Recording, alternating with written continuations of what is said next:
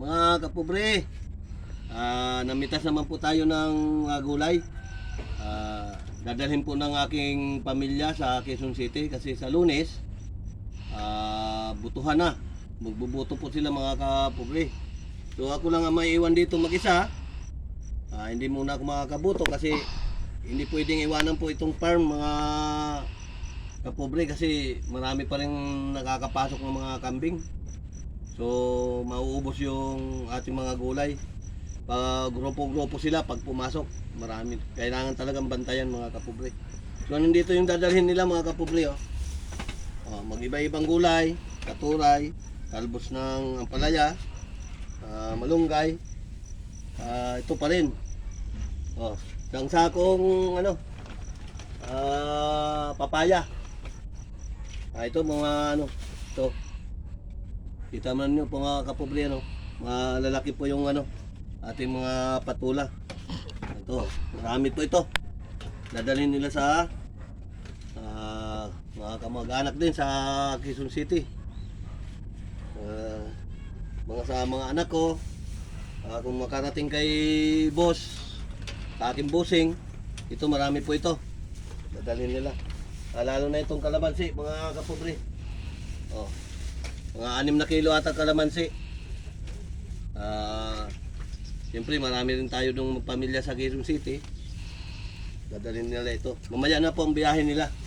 Mga alas 12 siguro. Alis nila dito. Mga kapobre. So hanggang dito muna natin videos. Abang-abangan na lang po nyo ang aking mga susunod na videos mga kapobre.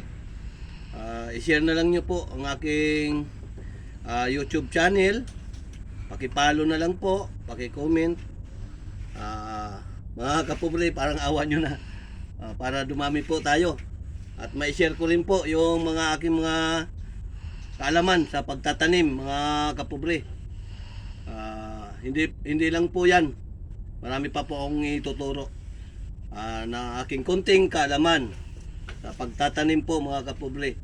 Kailangan po ang pagtatanim po sa mga gulay natin, tiyaga talaga para hindi sila mamatay.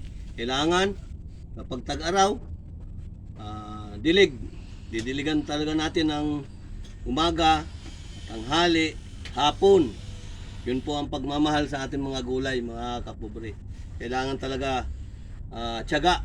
Sabi nga, kapag may tiyaga, may nilaga mga kapobre.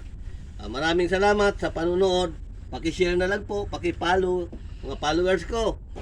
Kahit kunti pa lang tayo, paki-share na lang po para lalo tayong dumami mga kapobre.